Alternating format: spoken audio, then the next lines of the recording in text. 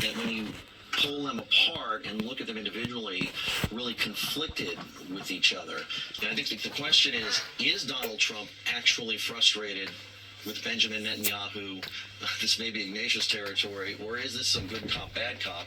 There is some diplomatic blowback because of the strike yesterday, but the president has shown an extraordinary amount of patience with Netanyahu's strategy of using the military action to completely decapitate Hamas. I think the broader question for Israel is whether playing this short game, knowing that they've got another 3.5 years of Trump in the White House to allow them to accomplish things in the region militarily that the next president, Republican or Democrat, may not allow them or may not go along with. Because when you look at the politics of Israel right now in the United States, it's much less supportive, broadly speaking, particularly on the left, but even on the right, than it was for so long. Yeah, the support is just absolutely bleeding for Israel in the United States, especially when you look at people under 40, under 45. It's stark. And for those of us who have supported Israel our entire adult lives, it is very concerning what Benjamin Netanyahu and his continued actions are doing. And I must say also his complete disregard for the hostages, his complete disregard for the hostage families, his complete disregard for the pain that they're enduring, even as Hamas officials rushed up to Qatar based on Donald Trump's demand to bring to an end this war and to get the hostages home immediately. And of course, they respond to Donald Trump, do what he says, they go to Qatar, and then they get attacked by Israel. So if you're a member of a hostage's family, you have to know that things likely only get worse from here because of the actions of yesterday. So, David Ignatius, why don't you sort through it for us with Donald Trump on the good cop, bad cop routine and his relationship with Benjamin Netanyahu? Does Donald Trump, does he sort of quietly give a nod and a wink to what Netanyahu's doing, or is he genuinely frustrated? So, Joe, I don't think there's likely to be a real break between Trump and Netanyahu, U.S. and Israel. That would strike me as highly unlikely. But at the same time, I don't think we should see these actions as being in coordination. Trump seemed to me to be genuinely angry at the Israeli strike. Yes, the U.S. got notification, but I understand it came from our own military assets that saw Israeli jets in the air in the vicinity of Qatar. When the U.S. tried to inform the Qatari officials that the Israelis were striking soon, the call, I'm told, happened as explosions outside from the bombs were rocking Doha, the capital. I think part of what upsets Trump is that Qatar has acted as an intermediary for Trump, not just in negotiations with Gaza, but on a number of the other areas where he so fervently wants to be a peacemaker. The deal between Rwanda and the Democratic Republic of the Congo was brokered in part by Qatar. The deal between Armenia and Azerbaijan, where they had both leaders of the White House, was brokered partly by Qatar. The ceasefire that ended the 12-day war with Iran, brokered partly by Qatar. So there has been a close relationship, especially between Steve Witkoff, the Trump administration's emissary to the Middle East, and the Qatari officials. So that's part of what got blown up yesterday, and I think Trump was angry about it. In terms of where this goes, Israel is in the driver's seat. Netanyahu has the troops on the ground, and as I said at the beginning, I think he's going for a military solution. That's what Israeli officials believe in. The Israeli army is exhausted, but I think that's the direction that Netanyahu, whatever Trump thinks, is going to continue. Coming up, the story we mentioned at the top of the show. Reading skills for high school seniors have hit a record low. We'll talk about the factors driving that trend when Morning Joe comes right back.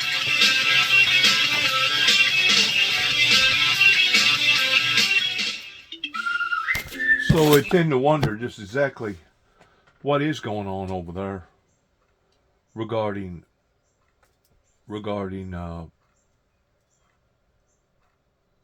a civilized society that claims that they want peace, but proof is in the pudding towards it looks like they're going in the very opposite direction. I've said all along that Israel is part of the reason why this delay tactic has occurred in response towards them not building the temple back, the third temple, so that the doomsday devil's duel could occur there.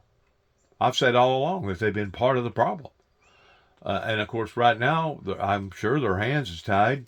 That may be the furthest thing on their agenda pertaining to the Arab Accords in building this temple. But until the founder of the Windmill Ministries missions has a true voice to be able to display on a world stage, I'm just afraid that it's going to continue to grow even worse and worse and worser. Why is that?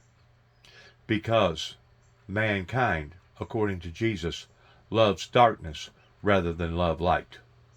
That's why. And they see this as a golden opportunity in somebody announcing the final last days towards wars and rumors of wars and etc. This absolutely turns my stomach to think that over 60,000 people has died in this event, especially the children, in such horror, harshness that's going on over there right now. Just like it turns my stomach to see how many people are dying over in Ukraine, and now they're involving China, and now they're involving North Korea, and God only knows who else they're involving. It's out of control. It's totally out of control, and the CIA is no longer in control of global worldly manners. Brutal Washington, D.C. can be. This guy's been in elected office for half of a century and was president of the United States, a long-term senator in Congress, and they just boot him out, and then now he's so irrelevant, he has no say anymore. They don't even care what he has to think about and discuss.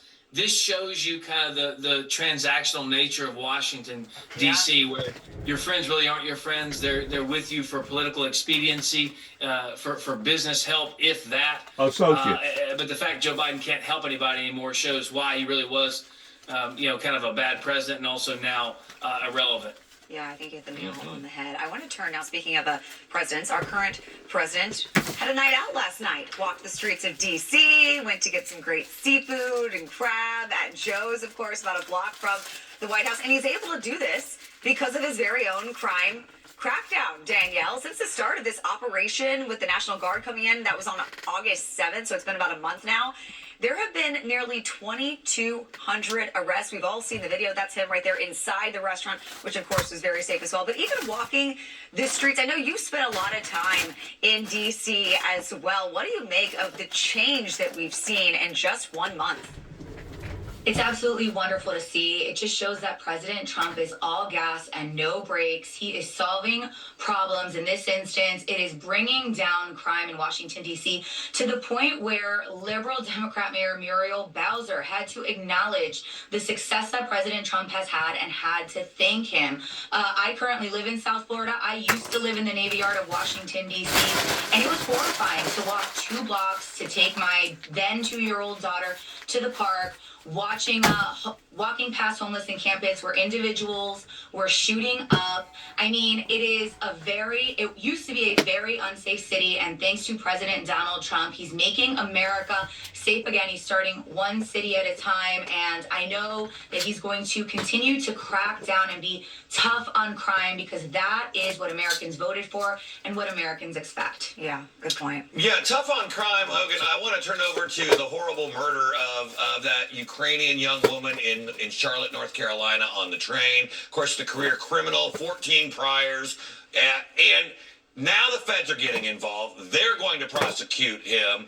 And yesterday I made the point, I want to get your reaction to this. I liken this crime to Laken Riley, what it did for immigration, to focus on the need to get tough with immigration. This very brutal, very graphic crime in North Carolina, I think is shining a bright light on the reason why we got to say no to liberal, soft on crime policies. I agree, Mark, 100%. And this poor young woman left a war-torn area in Ukraine, surviving basically the most brutal, deadly land war in Europe since World War II, to come here to die in just a few weeks in North Carolina. It shows you the problems we have in our major cities. And it also shines a light, as you said, on these ridiculous open-door policies for criminals, the defund the police movement, these judges whose role seems to be in their own mind one of rehabilitation when there is no rehabilitation, just letting people out of prisons. This is the result. These deaths are needless, they are senseless, and they are 100% preventable, much like ones committed by people in this country illegally who don't have the right to be here. This person didn't have the right to be out on the streets, but he was let out on the streets by a ridiculous magistrate judge who now is getting excoriated online, as well as she should be, for her ridiculous policy of letting people out like this man here. And now we have a senseless death because it happens all over the country in many of our major cities. Has to stop. Donald Trump calling attention to it. Hopefully the media will start to pay attention to what the American people want and what they demand and what they deserve, and that's safe city streets. Yeah, and the mainstream media, it took them 17 days before they paid attention to this story. Just about 30 seconds left, Danielle. Just want to get your take on what we've seen play out in North Carolina and this absolute tragedy. 17 days for the media to pay attention, 18 days for failed Governor Roy Cooper to make a comment about this. And by the way, it was embarrassing. He did not take accountability or responsibility for his soft on crime policies. It is why Donald Trump put out on Truth Social wholly endorsing Michael Whatley for that U.S. Senate seat. This happened as a result of National Democrats and Roy Cooper's soft on crime policies. He should be ashamed. It is horrific what happened to this young woman. Yeah, Absolutely. And Hogan, I see you've upgraded your room raider background. I miss your kitchen, though. Yeah, where's the kitchen? It's being remodeled. We may pivot back to the kitchen. Okay. Looking forward to seeing that. All right. Sure know. Thanks, guys. Great to see you guys. Thanks. Thank you. All right, let's turn now to Alex Kramer with a look at today's headlines. Alex? It's now time for your Newsmax News Minute. Well, the career criminal accused of brutally stabbing a Ukrainian refugee to death could now face the death penalty. DeCarlos Brown Jr. now facing federal charges for allegedly murdering Irina Zaritska on a... Isn't that crazy? That anybody would stand up there and say could be facing the death penalty. Could be facing the death penalty. It's unbelievable in how that our government has basically been hijacked. And it's sickening. It's sickening to the degree that they was willing to put so much effort in basically trying to destroy a true born-again Christian here in America, in him being a sovereign citizen. And basically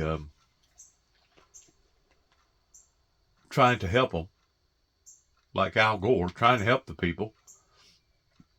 But they all turned against me. And one day, I'm going to have the opportunity of being able to sit down to my granddaughter, because she's going to be able to consciously understand. She's going to be able to know the differences between right and wrong. And I'm going to explain this to the younger generation towards what the older generation done to me. And that's one thing. That's one little block, okay? But let's explain to the younger generation towards what the older generation done to them.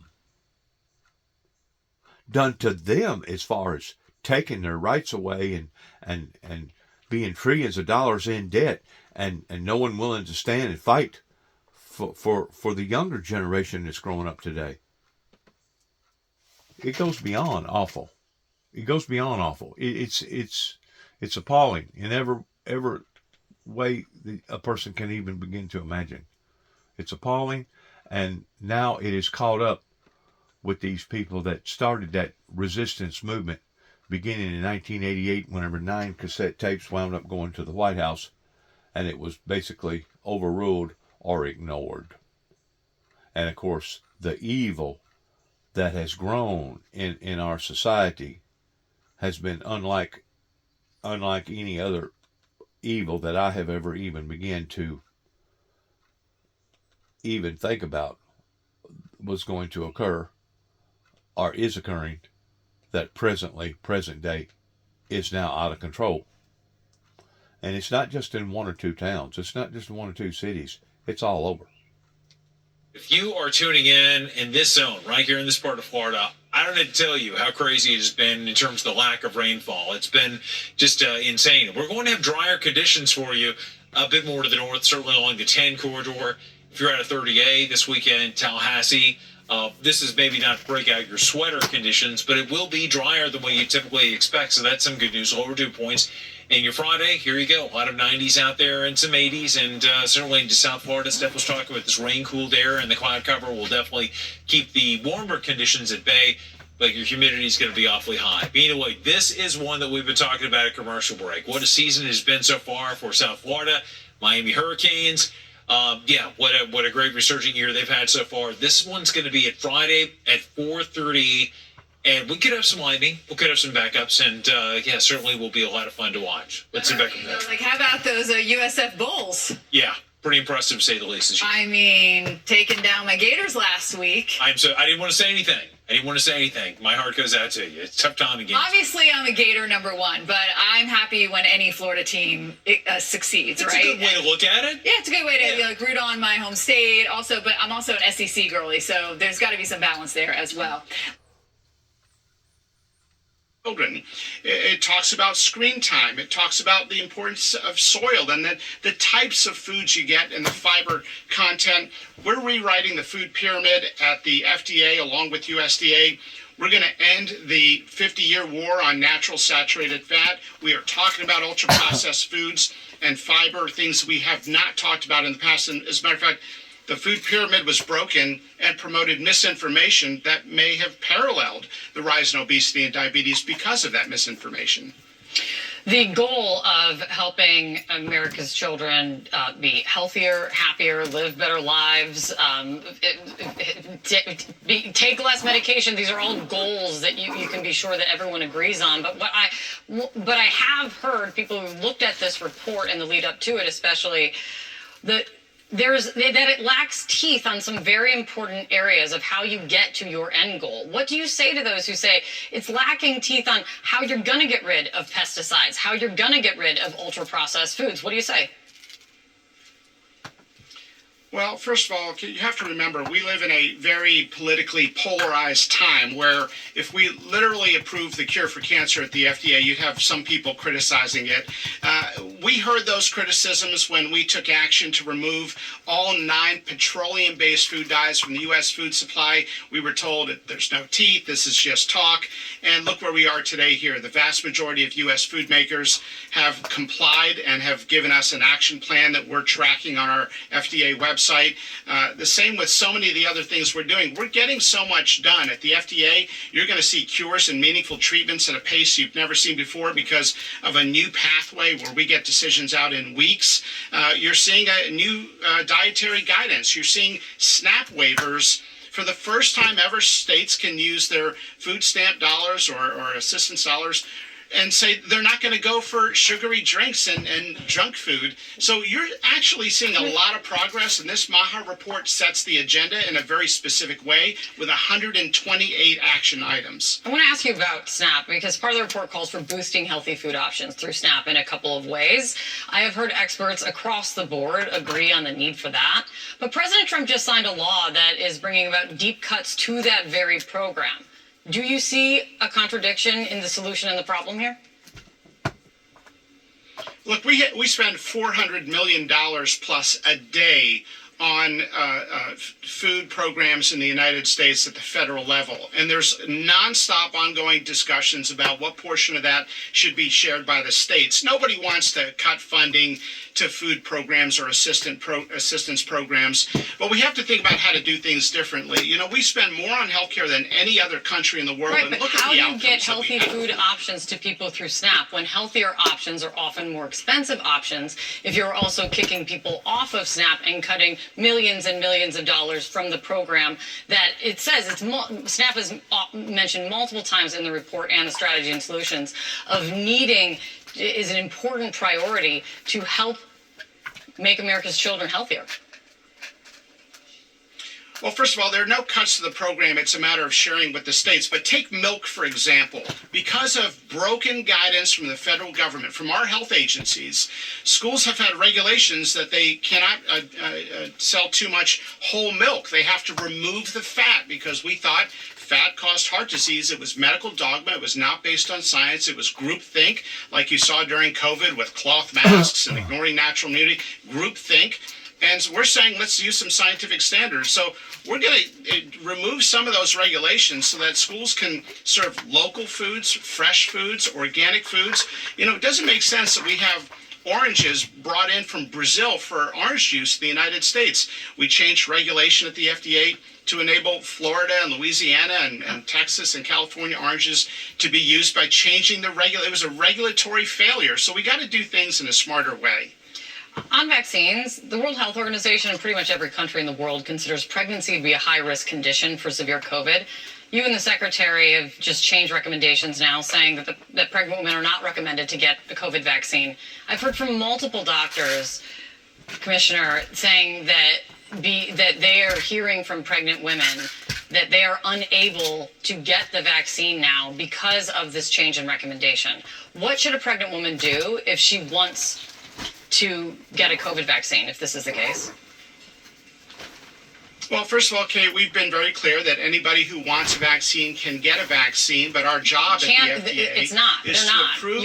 You heard that from members of Congress. You heard that from you've absolutely heard that from members of Congress when they even spoke to Robert Kennedy Jr. about that. That is not. You may want them to be able to get it if they want to, but because of the way the guidance has been rolled out and the way the recommendation has been pulled back, they are not able to, either because pharmacists are afraid of liability or insurance is not covering it. It is not. If everybody wants it, they're not able to get it. Well, Kate, first of all, there is absolutely no regulatory barrier preventing somebody from getting it whatsoever. Now, you can't get it at every Starbucks, but there is no rule that somebody cannot get it. What we have is a regulatory framework at the FDA that says we have to approve pharmaceutical claims based on the data that they presented to us. And so that's the standard. Now, some say we should just close our eyes and blindly rubber stamp COVID vaccines in perpetuity every year without any updated clinical trial data. We've said we want a clinical trial. And the data in pregnancy, just to talk about pregnancy for a second, is very mixed. Show me a randomized controlled trial in pregnant women. That is the gold standard of science, Kate. And if you look at the one randomized controlled trial that was done with the COVID vaccine, it was mysteriously closed mid-trial. Those results were not made public. That recommendation, and nobody really has good data. And for example, has a pregnant woman. The hallmark to any science is to make sure that there is a consistent pattern, that this is working more so than it's not working. And whenever you start violating that, then you start going against the gold standards. From high school, very ill prepared for not just college, but really the world of work. You know, Mike, we were talking off camera about many of the challenges that these children are facing. And of course, we were talking about smartphones. You also brought up, though, post 2008, the Great Recession. You talked about our economy blowing apart, the problems with COVID. A lot of times you have two parents that are working around the clock, trying to keep jobs. A lot of times you have single parents trying to do everything they can do. And you know, we've all seen it. Sometimes it takes two parents to say, put down the smartphone, study. Put down your iPhone. Good. We're eating. We're at a restaurant. Put down your phone. Put it in your pocket. I mean, it is, when you have people are struggling economically, a single parent household, don't have two adults that are looking at the children. I mean, it is very hard. And yeah, I am going back to smartphones because it's hard not to blame a technology that studies have shown reduces the attention span, not just of children, but also of adults to 14 seconds. They're just constantly, they can't keep a thought. They're constantly, their brains are constantly moving. They can't read. I've heard my children, a lot of their friends, it's almost impossible for them to sit down and read a book now. Do they have a book? Do they actually have a only the physical ones book? that are assigned. Are they trying to read on an iPad? Well, they're not trying to read. They're probably going to AI to say what's Wuthering Heights about. I mean, you've got all of what you just said is, I think, accurate, especially home life. You've got two working parents in many situations. Maybe one of them, the company they work for, is downsizing or moving to another state. So there's a disruption in the daily life of parent, child, and interest. And Dr. West, I would like to ask you this question. So when you talk about these scores and you look at them, they're down in science, they're down in math, they're down in reading. What is wrong with the American educational Proof is in the system? pudding. That's pretty much across the board. Every subject, important subject taught in schools, the scores are way down. Well, I think you all are right to be talking about multiple factors that could be driving this. You point to the importance of family structure. We know that that's a very important contributor to student success. You talk about the increasing distraction from technology. And the question is, why are schools not able to respond to these potentially growing challenges? I think it is fair to say that we've seen diminished emphasis on accountability for results in the American education system at all levels since around 2015. There was a period not too long ago from the mid-1990s through about 2015 where scores on the National Assessment of Educational Progress were steadily rising, and the fastest progress was actually being made by our lowest achieving students, exactly the opposite of the pattern that we see right now. And that was a period where, there was a bipartisan emphasis on standards and holding schools accountable for results, and it was producing steady progress, not as fast as we would have wanted, but progress nonetheless. And in education, oftentimes we want to be searching for the shiny new thing, chasing fads, but maybe right now we need to look at what has worked in the past. Coming up, we'll go live to Jerusalem on the heels of Israel's attack in Qatar. NBC's Richard Engel joins us with the very latest. That's straight ahead on Morning Joe.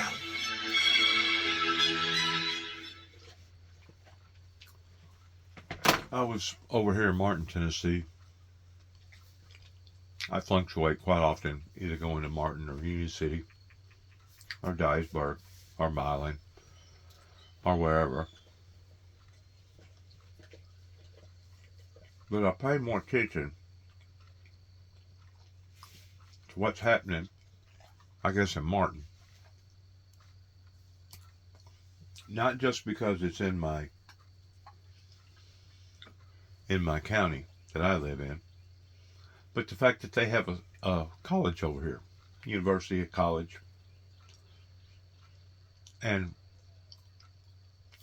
I know for a fact that the resistance movement that began here has had a profound effect upon the national movement regarding kids today being more so in being activists towards evil or antichrist than they are for Christ. This year, I guess their fall semester's already done started over here in Martin. You can tell by looking at the children that's not supposed to be children, but you can tell by looking at them and how they act to one another and how their demeanor is and how they dress and etc., that they are not adults like they was 25 or 30 years ago going to the same college. Now, granted, Martin, Tennessee is basically a suitcase little college town to where come the weekend they roll up the streets and college kids, a lot of them go back home. But whenever you get to looking at females that are dressed like hookers in Las Vegas, and whenever you get to looking at the dudes or the guys that basically looks like something that come out of a rich man's tennis club, you get to identifying real quick what they're in there for college about. They're not in there to study for a career. They're not in there to study for job opportunity or advancement. They're in there to basically have a good time. And I've said this before, in taking grades 1 through 12 and and alternating them over to another 3 or 4 or 5 years in college. In other words, the things that they was doing in the 6th through the 12th grade, now they can continue to keep doing for another 2 to 4, maybe even 6 years, depending upon how much money that their parents has got towards basically keeping the fun up. So it's demeaning in thinking how that we have taken second seat whenever it comes to the golden standards. But what's even more demeaning is that, you know as well as I do, in these little college towns, they basically thrive in opening up their arms for these college kids coming into this area because it moves the economy. It moves the local economy. You start having people renting out apartments. You start selling merchandise at Walmart. You start doing this and you start doing that. And it gets the money flowing. Okay? But to think that those adults that own those apartments, the adults that are familiar with how that they basically prey on the backs of the rich, and at the same time knowing that they're not getting the bang for the buck as far as what they used to get 25, 30, 40 years ago, I find it to be appalling. It's sickening that the adults have fallen into such of a, I guess you'd call it,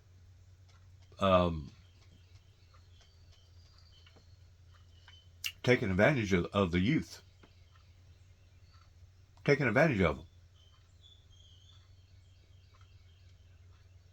It's really sad in how that you can see how the Hazes continue to have what the Hazes got in preying on those that are basically not in it to win it, but basically getting what little bit of loose change that they can get from their mamas and papas and etc. And don't think for a second that the Weakley County judicial system don't prey on those same things, because it opens up a brand new venue towards people violating principles, people breaking the law, people doing things that they shouldn't be doing.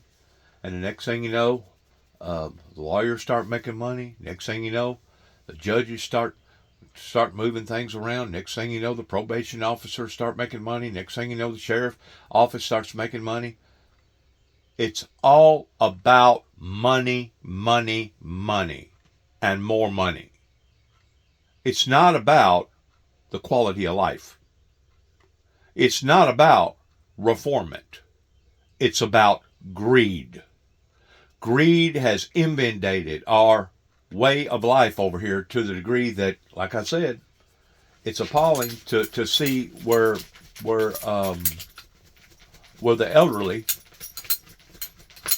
those that's already got what they got, continue to play the same game again and again and again in every semester in every year. It's sickening. It's appalling. And to think that they think that we don't know what's going on is basically a disrespect to our intelligence.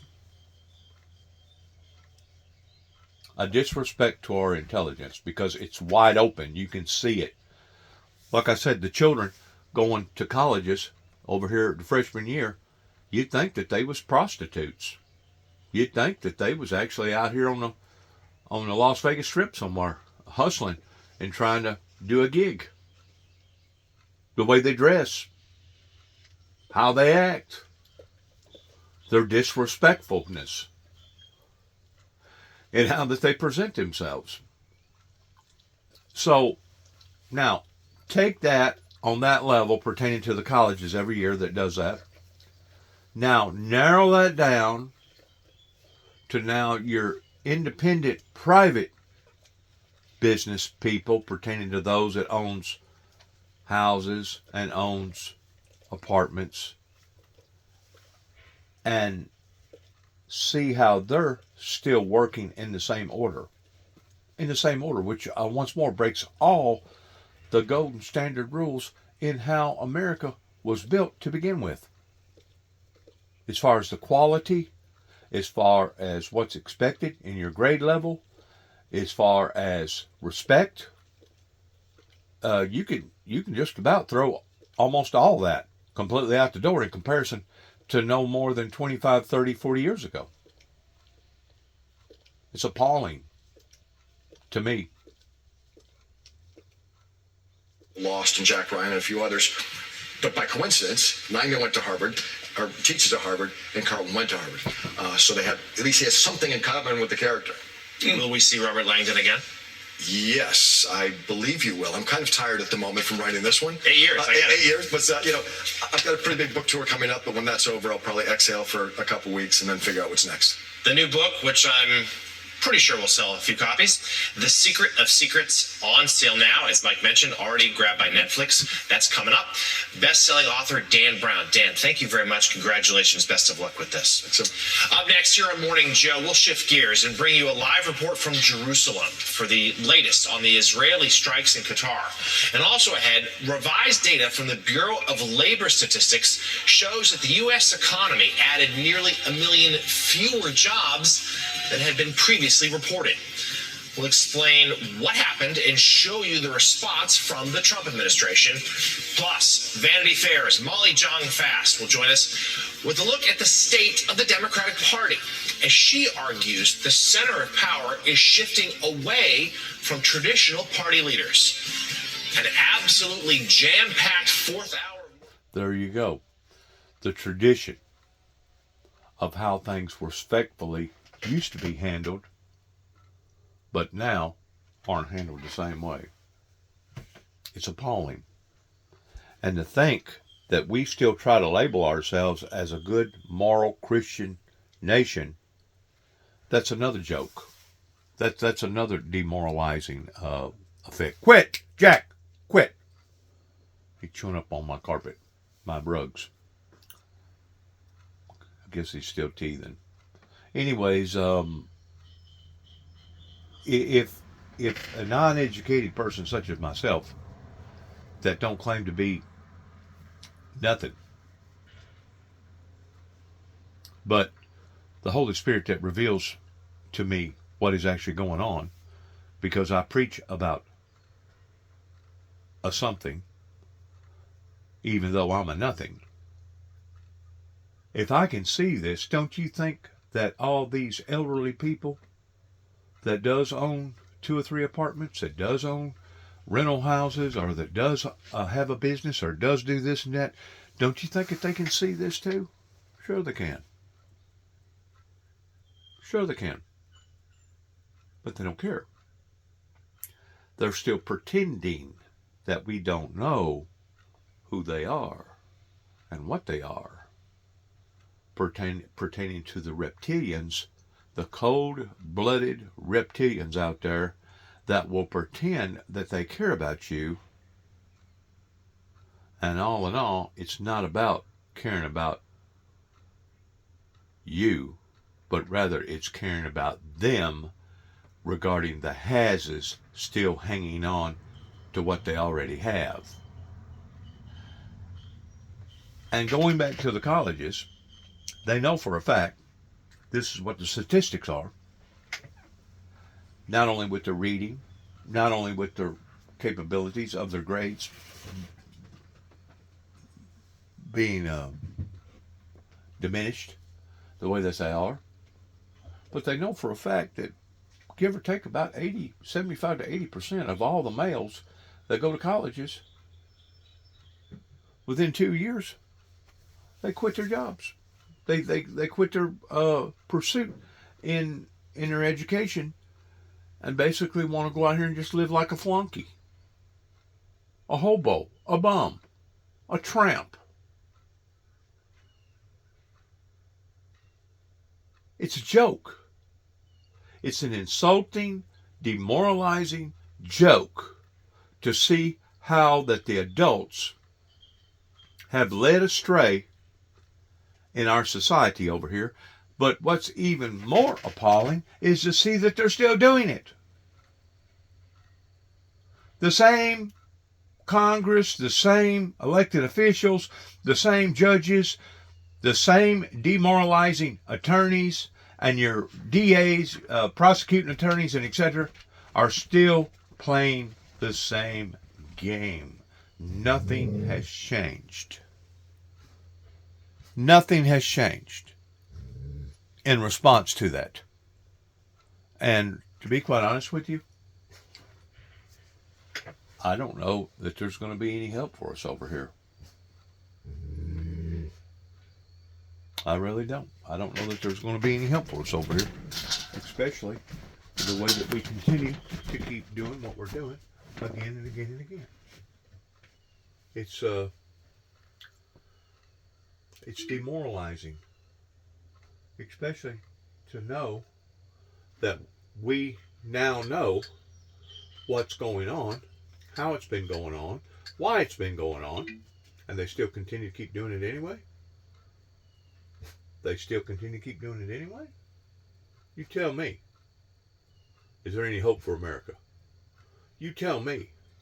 Yeah, a lot to get to this hour. Joining us, we have special correspondent Vanity Fair and host of the Fast Politics podcast, Molly Jong-Fast, as well as White House reporter for Axios, Mark Caputo. Our thanks to you both for joining us. And let's dive right into some of our top headlines, beginning with the White House rebuking Israel for its attack in Qatar's capital. Yesterday, the Israeli military carried out an airstrike in Doha, targeting the leaders of Hamas. Now, while some Hamas members died in the blast, the terror group says its senior figures were actually not killed in that attack. President Trump posted on Truth Social that he was notified of the attack by the U.S. military and not Israel itself shortly before it occurred. He then tried to warn Qatar, adding that this does not advance Israel or America's goals. Trump made clear he was not happy with this. NBC News chief foreign correspondent Richard Engel brings us the latest. The Israeli airstrikes in Doha, Qatar were captured by security cameras.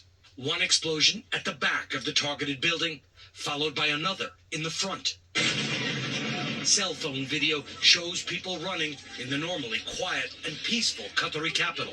Israeli Prime Minister Netanyahu said the targets were Hamas leaders who have an office in Qatar. At noon today, I convened the heads of Israel's security organizations and authorized a surgical precision strike on the terrorist chiefs of Hamas. These are the same terrorist chiefs who planned, launched, and celebrated the horrific massacres of October 7th. He says he gave the green light for the strike after Hamas claimed responsibility for Monday's mass shooting, where gunmen opened fire on commuters at a Jerusalem bus stop, killing 6 Israelis.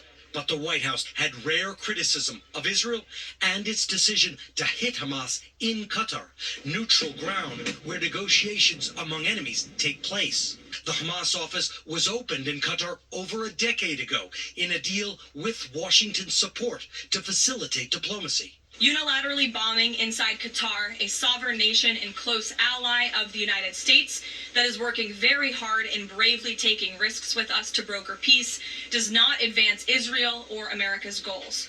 However, eliminating Hamas, who have profited off the misery of those living in Gaza, is a worthy goal. The White House saying the U.S. military, not Israel, notified it of Israel's operation as it was happening, and that the U.S. then told Qatar, whose government called it a cowardly Israeli attack and state terrorism. President Trump speaking to Netanyahu and Qatar's top leaders. I was very unhappy about every aspect, and we got to get the hostages back. That was Trump last night. Now Richard joins us live from Jerusalem. Good to see you, Richard. Following those strikes yesterday, you spoke with the U.S. ambassador to Israel, Mike Huckabee. What did he tell you about yesterday's timeline? Tell us more about the reaction from the administration. So I sat down with the U.S. ambassador and asked him, first of all, does he have any indication if this strike had any impact on a practical level, not the diplomatic, we talked about that as well, but did it succeed in killing any of the top Hamas leaders? Hamas says that there were several of its members who were killed in this strike, but that the top leaders all survived. It didn't offer any evidence of that. Ambassador Huckabee said that he is also unaware of the results, that it should become clearer in the next 24 to 48 hours.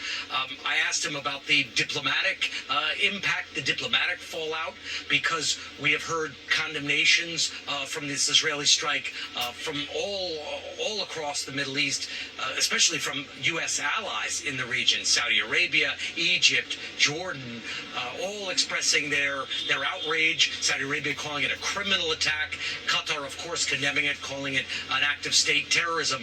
I would say that the ambassador mostly tried to reflect the comments that were coming out of the White House. He mostly wanted to say what the White House was saying, what President Trump is saying, and didn't want to go out on any ledge. He said that, well, it's still unclear what the diplomatic fallout will be, if this will be harmful or helpful.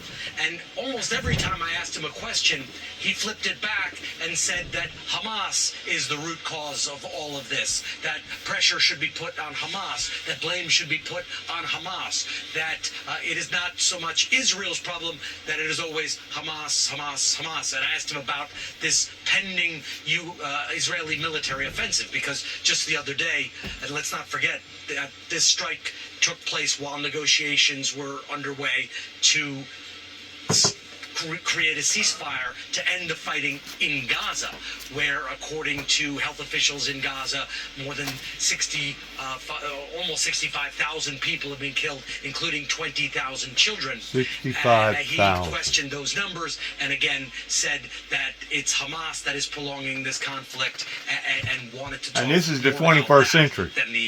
And look at them still getting around on horses and camels and jackasses and donkeys. But Richard, Mike has always, the ambassador has always been an absolutist, it seems, in his defense of Benjamin Netanyahu and all of the very fronts that he has launched in this war.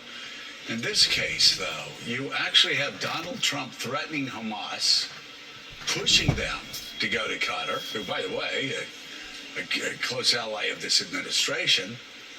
I mean, it was Donald Trump.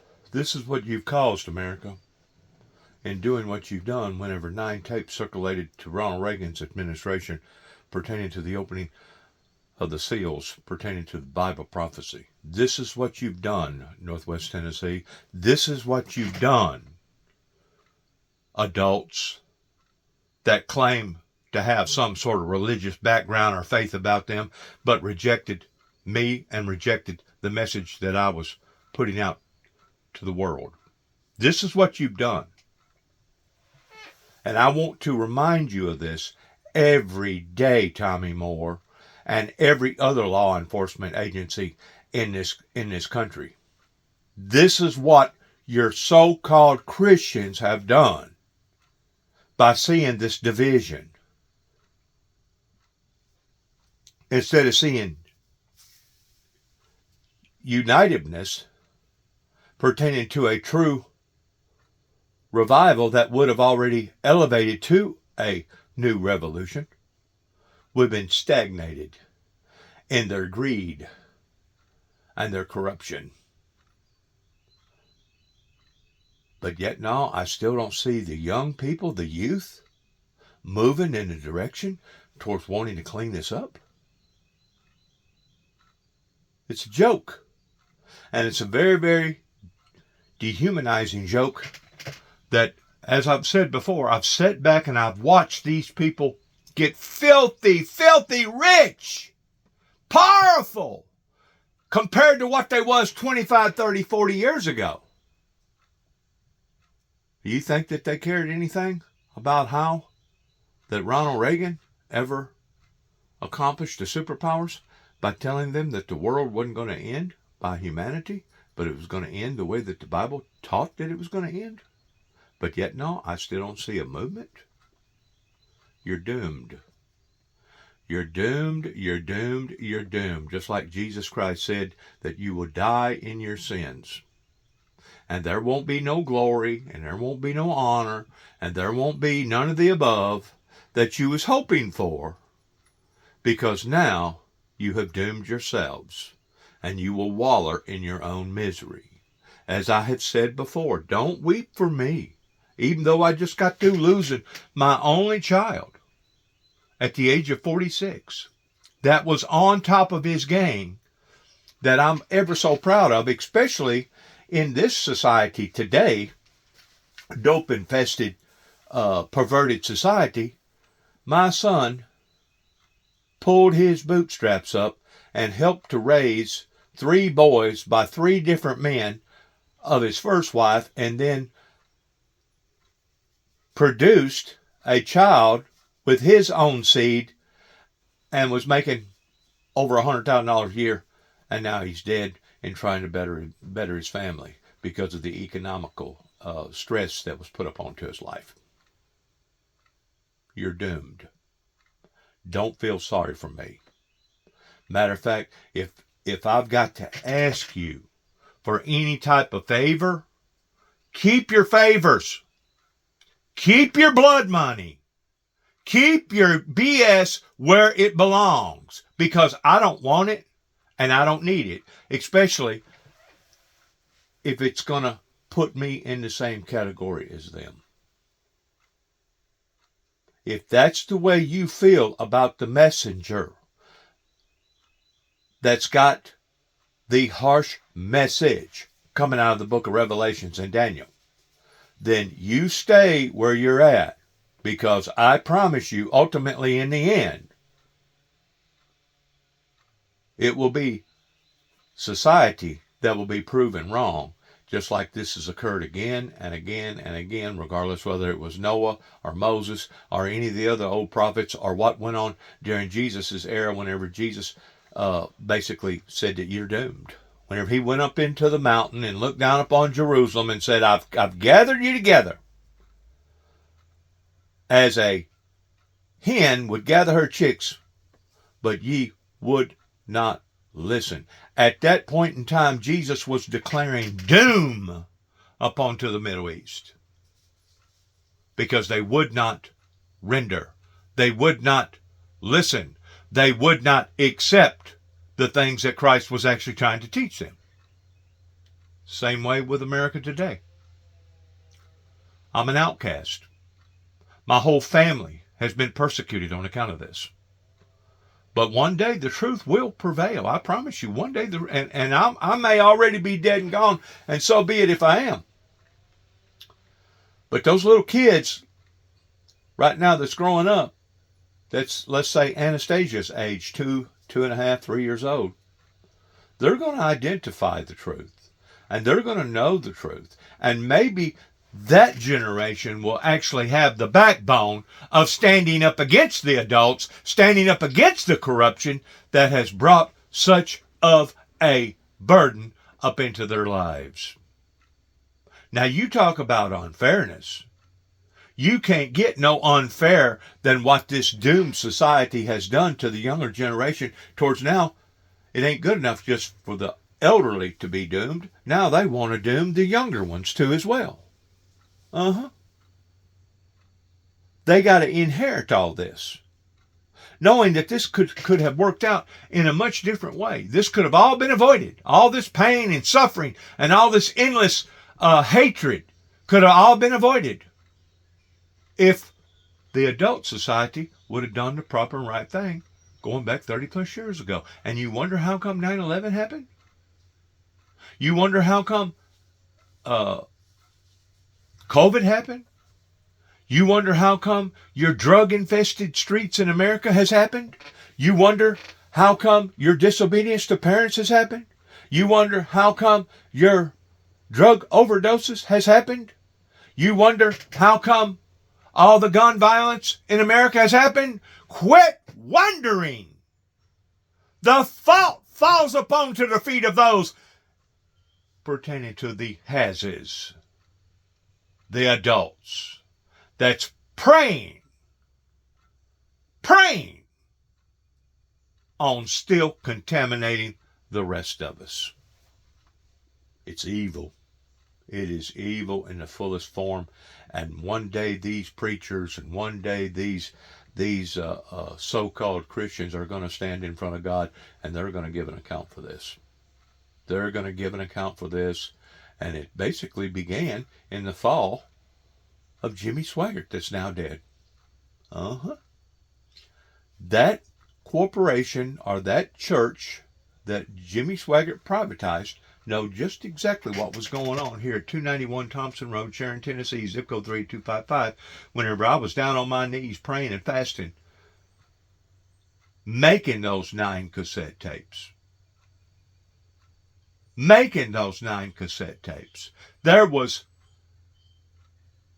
at least 100 or more at that time, and now it's thousands that are aware of the truth, but I'm still not seeing a positive movement. I'm still not seeing nothing. I'm still an outcast. I'm still being ignored. I'm still basically a non-existing person, even though people like Brother Brown, that was ahead of the Pentecostal movement, head of the whole state, made reference to, well, you can do whatever you want to do. Well, yeah, I can. I can go out and I can preach to a tree if that's what I solely want to do. But do you really think that's going to be effective? They didn't want it to be effective. They didn't want the Windmill Ministries missions that originally started out toward being Jubilee's Windmill Ministries missions. They didn't want it to be effective. They wanted to do their own thing the way that they felt like that they wanted to do it. And now look at the results.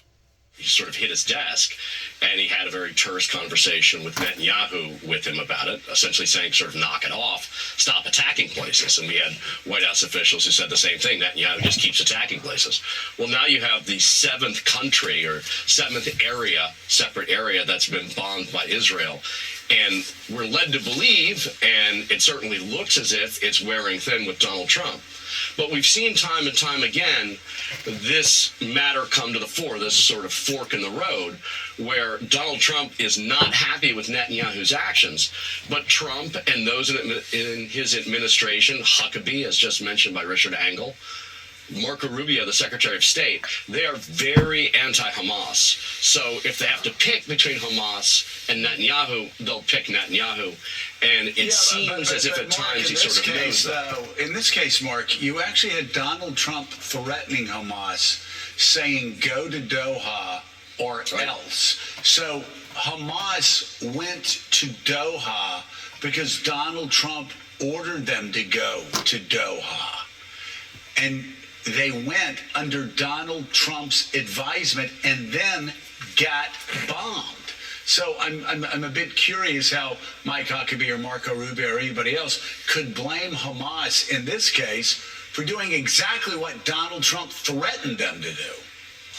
Yeah, not happy. Again, Donald Trump not happy. Yeah, but time and again, we've seen him come to this point, and he doesn't quite tell Netanyahu, not only should you stop doing it, but we're going to withdraw aid. We're going to withdraw support. That hasn't happened, and I haven't heard any conversation in the administration about that seriously occurring. There you go. Yeah, Mark is right. Every time Trump has had the ability to really hit at Netanyahu, It's a he joke. has chosen not to. Why is that? I think it is there. It is relation. He understands. He's put it at the center of his. He doesn't like Netanyahu. No, I he's mean, not. let's just cut there. He doesn't like Netanyahu. The people close to him don't respect Netanyahu. So it's not like this personal connection. That relationship was close in the first term. Right. It's really eroded since then. But part of Trump's political brand and his political base is very pro-Israel. Right. And he is certainly afraid of losing the support of members of his base who are pro-Israel. So that's why I am told he is reluctant to stand up to Netanyahu, though he is deeply irritated that war continues and what happened yesterday. We'll have more on that as events develop, but we turn now to some domestic politics. They're acting like that they're deeply moved and dissatisfied towards what occurred. Don't you realize what's going on here? This is all just a big act. This is all a big act, and the American government is trying to cover up that in which what it done, in not necessarily putting the messenger on the front burner, on the limelight, in explaining to the rest of the intelligent people what's going on, because they pretty well know what I'm going to say. They haven't got me bought out. They haven't got me hoodooed. They don't have me scared. They don't have me basically brainwashed the way that they've brainwashed all these other people. But if the truth be known, they're actually wanting total chaos to occur, to erupt. And if it doesn't erupt over in Ukraine, then it will be erupting over in the Middle East. And I'm telling you right now, in today's society, in the 21st century, with all these advanced nuclear technology bombs that we have, it's just a matter of time. And this is what they're wanting. This is what they're wanting deep down inside. This is what they're wanting, because it will be a distraction in them not being held accountable in this life. But they're actually wanting the annihilation of this planet to happen. Now they'll tell you, oh no, that ain't what we want. That ain't what we want. Really? Really? After somebody like me has struggled and fought and been examined over a dozen times by the psychiatric community over here? 3 major federal studies that lasted at least 6 months, or right around 6 months. One of them it had me incarcerated for almost a year. Really? You're full of it. You're full of it, and now certain people such as myself have been on to you all along towards your corruption and your ideology. And your ideology now is eating on the main core, on the main fabric of the American people way of life. And you can see that with all our collapsation of our roads. You can see that of how many people that's now sick. You can see that with all the children that's obese. You can see that with the educational field towards it laxing and no longer maintaining those same standards that they used to have 35, 40, 50 years ago. You can see it in so many different areas, but yet no, they want to continue to keep either ignoring people like me or putting me in the category, well, there's something wrong with him. There's something wrong with him. Really? There's something wrong with me?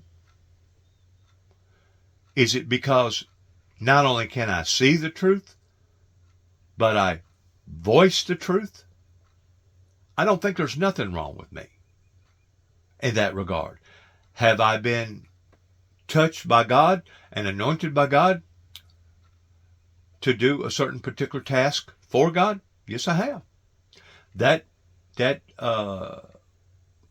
That anointing hasn't changed in my life, not one iota. And it doesn't matter if I lose my whole entire family, either on the Jackson or the Davis or the Jordan side.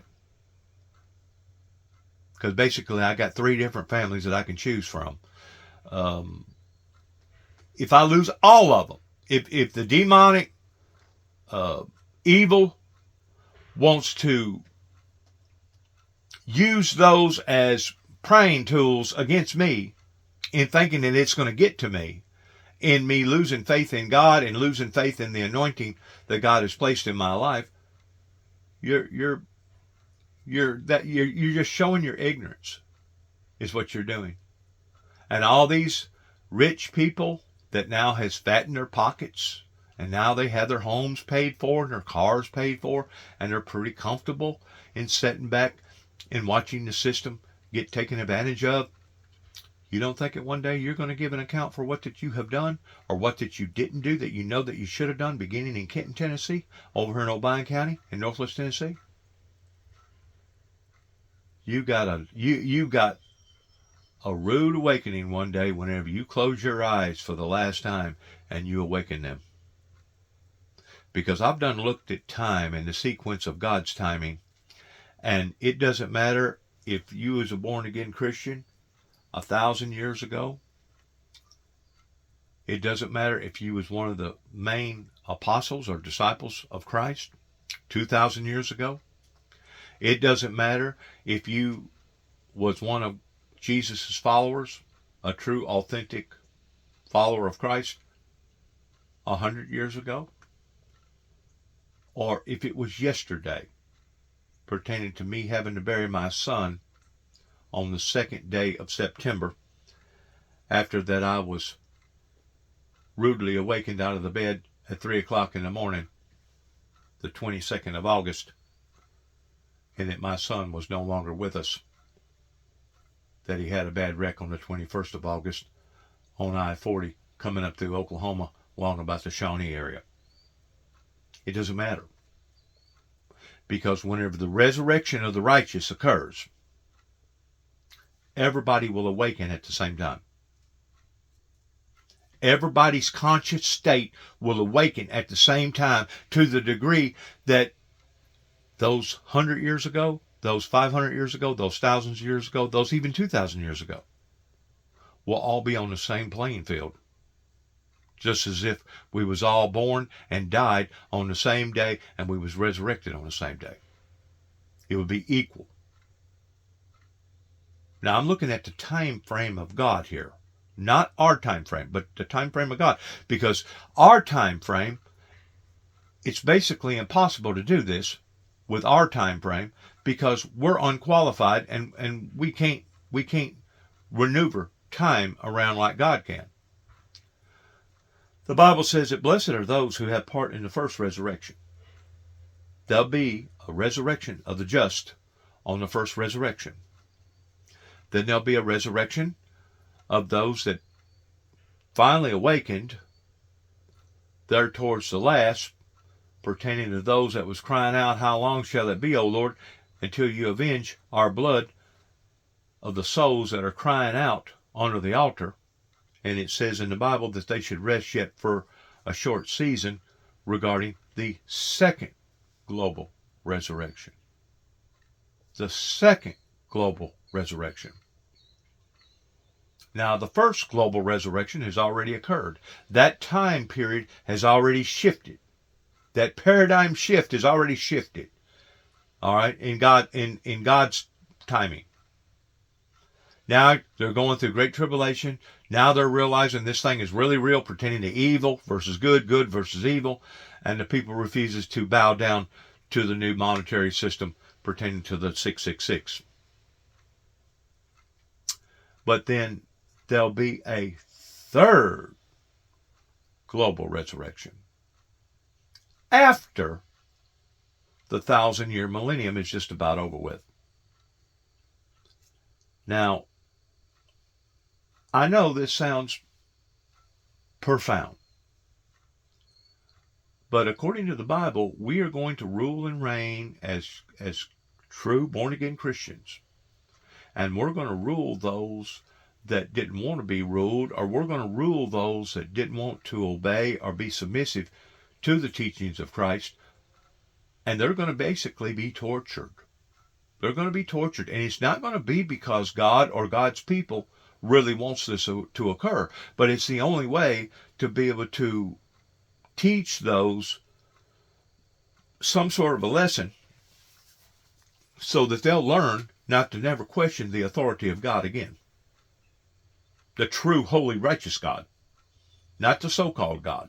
Not a random ideal, but the true, righteous, holy, eternal God. When that third and final resurrection occurs, the Bible says, once more, everything will give up the dead. And it doesn't matter if they perished 100 years ago, 1,000 years ago, or 6,000 years ago. Everybody will be resurrected on that same timetable, as if they died and awakened on the same day. Now, they're standing in front of the great white throne judgment.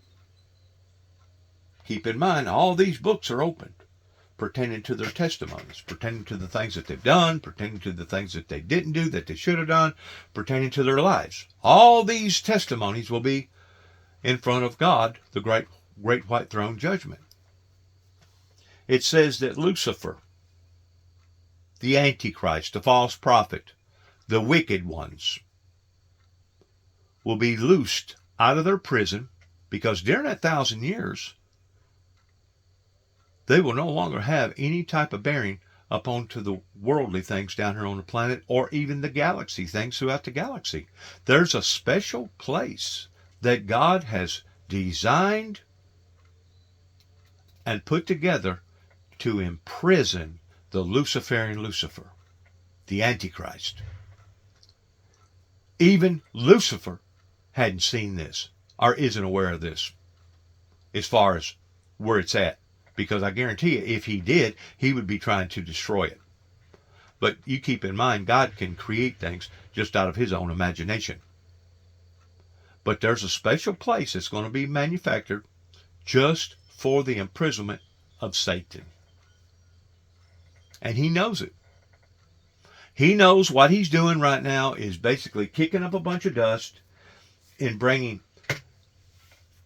basically harshness, bringing wickedness upon the society, hoping that society will turn and blame it on God rather than blaming it on the true perpetrator that's bringing this into our existences, okay?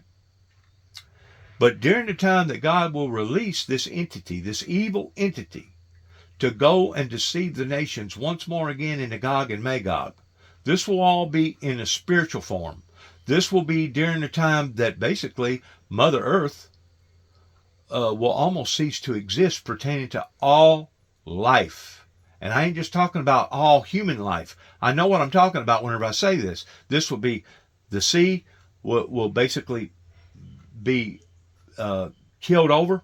Everything within the sea will basically die. The birds, the animals, the deer, any kind of living being, including the bugs, including the roaches, will be at the verge of complete, total non-existence. Complete, total non-existence. That's how bad it's going to be. Whenever Lucifer is released to go and deceive the nations once again.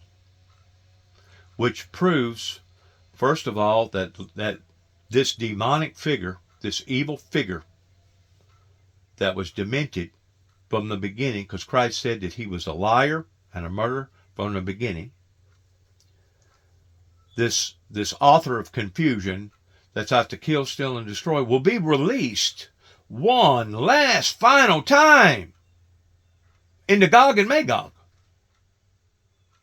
And those that follow after this evil demonic entity, like I said, this will be in the supernatural world. This will be in the invisible world that we know it as of today.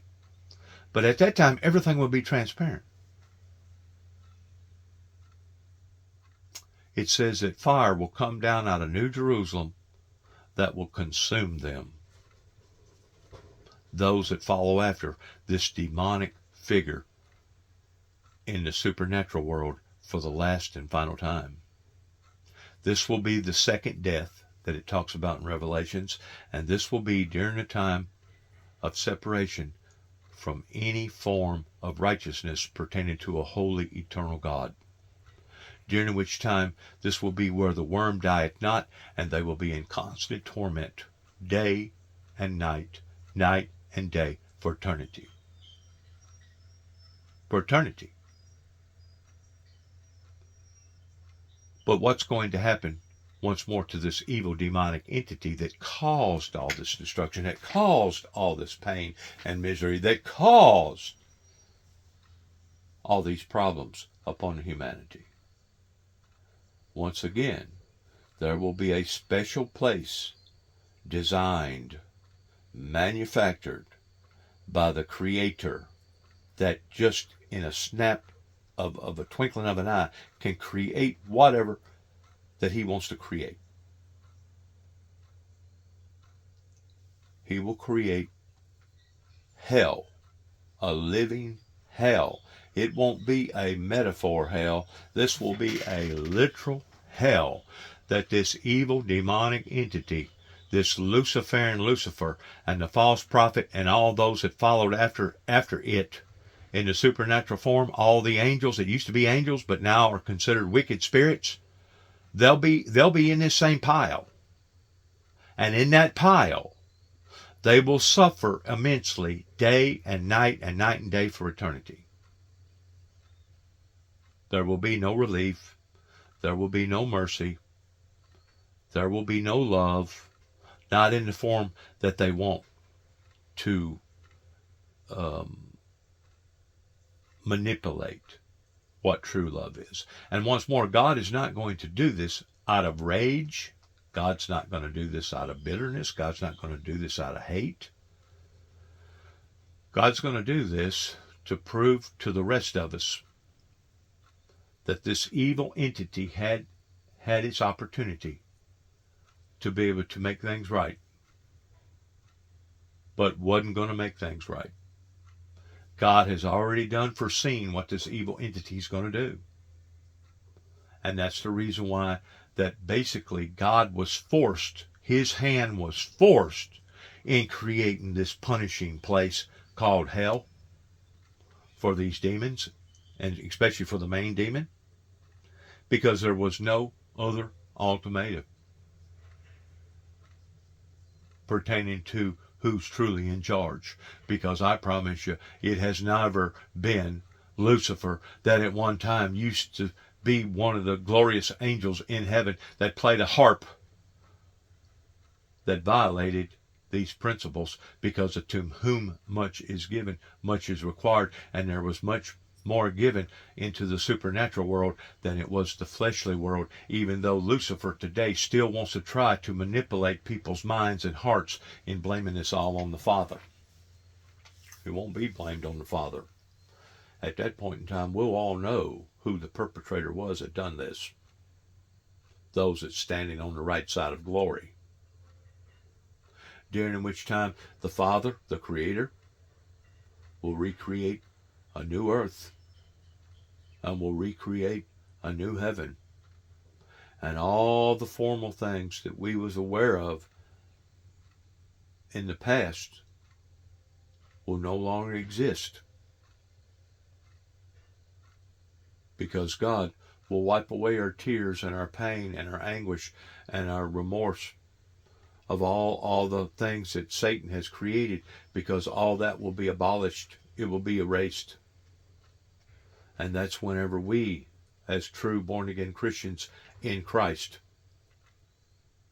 will rule and reign with Christ for 1,000 years, and then we'll be given another assignment towards going to another level of maturity that I look forward that much more to this day of being able to go back to heaven and be able to live out my life along with those that I love, along with those that truly love me, along with those that was born again Christians, the same as me, that we will bond together in one of the greatest jubilee moments on planet Earth. And I'm debating right now in whether or not I should go back to the original name of Jubilees Windmill Ministries versus Jesus Christ Windmill Ministries Missions. Because there was a time, during the time, that I changed the heading name of the ministry in thinking that maybe that was the reason why that I got rejected. Maybe that was the reason why that nobody wanted to listen to me. Maybe that was the reason why that I never did gain a Joe Osteen congregation or support team.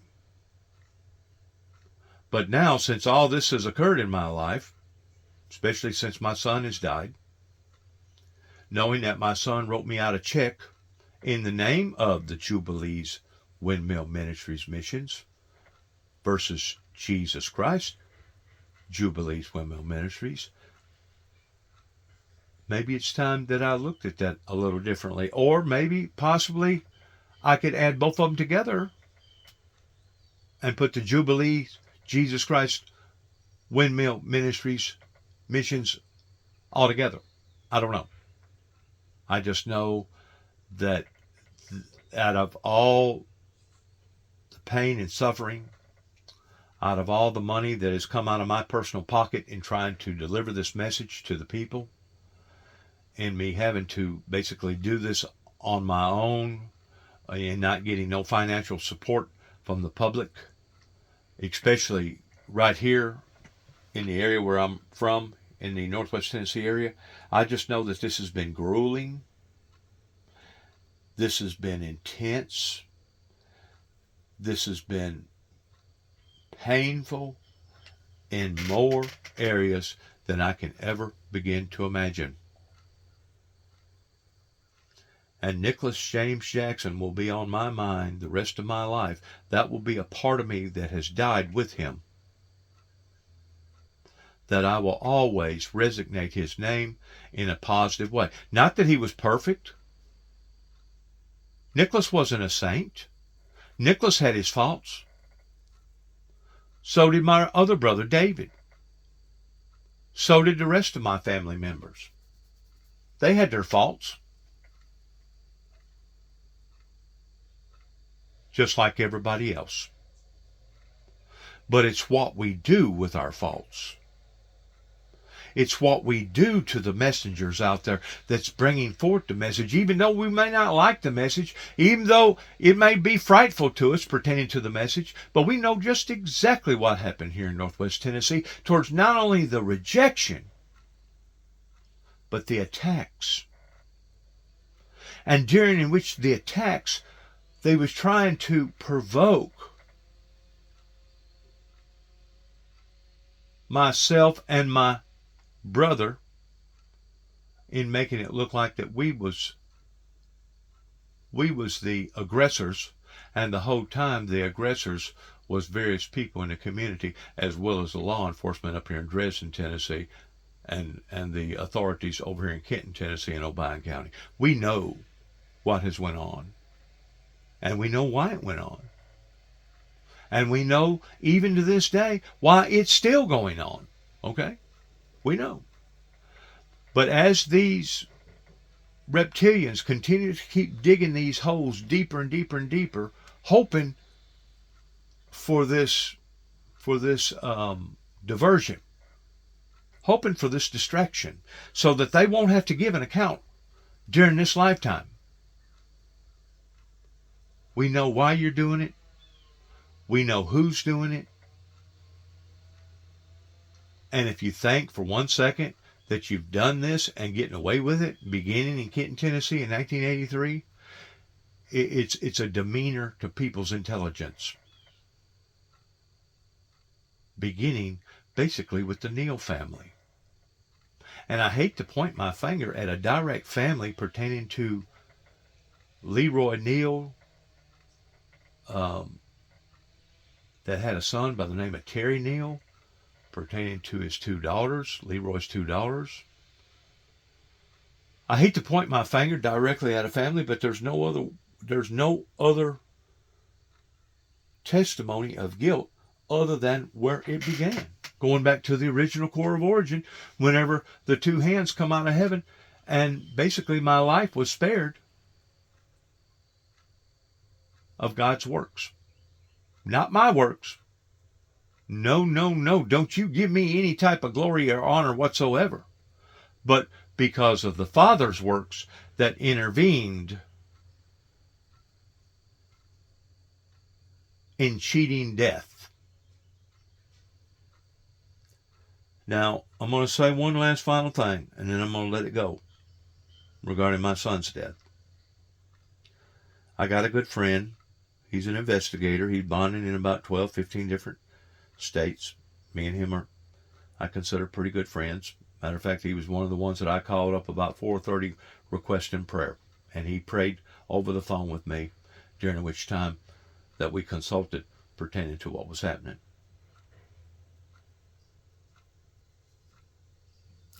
But during which time that the true friendship will come out when people's basically being tried in their valley. That will be whenever the trueness of who they are and what they are will come out. And as of right now, I think I've got 3, maybe 4 cousins that's showed their appreciation and their empathy and sympathy towards what's went on in my life. And just a very, very few friends. I'm talking about less than the fingers on my 2 hands are the people that initiated any type of remorse towards what was going on in my life. True remorse. True grief. The rest of you all fit into the same category. It's been unanimous pertaining to what's happened. And this is the reason why that I criticize you the way that I do. Hopefully you'll accept it as it being in a positive form, because that's how I intend for it to be. I realize that I'm the bad news bearer, kind of like Donald Trump. Donald Trump basically is the bad news bearer. We hate to tell you, Chicago, but your crime rate exceeds acceptability. We hate to bring the news to you, New York or Washington, D.C. or Atlanta or all these other corrupt cities and towns. We hate to bring the bad news from you, but what you've been doing hasn't worked. It's not acceptable. And because it's not acceptable, you leave no other choice but Big Brother putting his foot down. That's the same way that God had to put his foot down during the era of Sodom and Gomorrah, during the era of Noah, during the era of Moses, during other eras pertaining to whenever they didn't want to accept the things that Jesus Christ was teaching them. You provoke people or provoke God into that type of display, and then you want to blame God for being the displayer? But it was you, yourself, that provoked him into this? You know, I've recently said something to my neighbor about a dog that keeps coming up here. One day he stole the cat food out of a big bowl, a big heavy-duty bowl. Of course, it wasn't full of food at the time. It was only about a third full. But the dog's still out here roaming around. It's like maybe the masters to the animal is provoking Juby again, knowing that Juby had such of a rumble down here with other neighbors pertaining to their wild, vicious animals that was running loose and tearing up my stuff, that basically had to excel into the authorities towards trying to take care of the problem. And instead of them taking care of the problem, they was actually the ones that was initiating it. That was wanting it to blow up and get even worse towards having blood on the floor. So don't think for 1 second these people that are playing these games that we don't know, that we're not on to you. We know exactly what you're doing and why you're doing it. You're insulting our intelligence. Mr. Terry Neal and his two lovely sisters, and all the other ones that fall into the same category, regardless whether they be in Obion County, Weakley County, Crockett County, Gibson County, Henry County, Madison County, wherever. You all fall into the same category because it is unanimous. So don't think for a second that I'm going to lighten up on you pertaining to criticizing you, hopefully in a positive manner. It's called constructive criticism. And if you can't accept constructive criticism towards the truth being the truth, then you're a sick individual, number one. You're unteachable, number two. You're unreformable, number three. And you're the very problem rather than the solution to it towards contaminating the rest of the generations below you. And you know what? I think God's going to take you out. Yep, I think God's going to remove you. He's going to vomit you from his mouth. And eventually there will be a generation. There will be another crop that will get enough of this hardship, get enough of this corruption in identifying where the stem problem come from, and eventually they'll stand up and reject this. But until then, get ready to see more grief, more hardship, more suffering, and more pain. And the fault will fall upon to the feet of those that could have done differently, but chose not to. Now, whenever it talks about the two witnesses pertaining to how that they tormented their lives, I don't look at myself as being a tormentor. I do look at myself in being gifted of God, of being one of the witnesses pertaining to all that in which what has occurred in the past, and all that in which what's happening right now in the present, and all that one day that I'm going to be able to explain to all the little children out there that's 2, 3, 4, 5, 6 years old, that's incapable of understanding what's really happening right now. But one day they will. One day these children will be adults, and they'll be able to identify in what has occurred and who it was that brought this type of anguish into their lives. And that will be the true movement that will abolish this evil, the very axis of evil, as Dick Cheney talked about, that had a good ideal, but was beating the horse on the wrong end. These are the very people that has gotten us in the shape that we're in, that are still recognized as being politicians, are still in some form pertaining to our laws. Politicians that's been in power. You know, I went to Tommy Moore over here in Dresden, Tennessee. I went to him personally after he exchanged in the position towards being an attorney, towards going and being a judge. He hadn't been a judge maybe 6 months.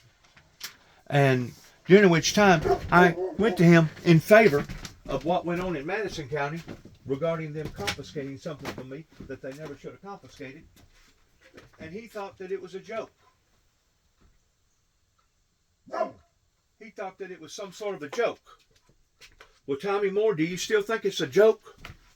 Do you still think all this pain and suffering, and that in which what I confronted you with over 30 plus years ago towards what happened in Madison County, do you still think it's a joke, Mr. Tommy Moore? God bless us. May heaven have mercy on us all, because I guarantee you we're going to need it. Shalom.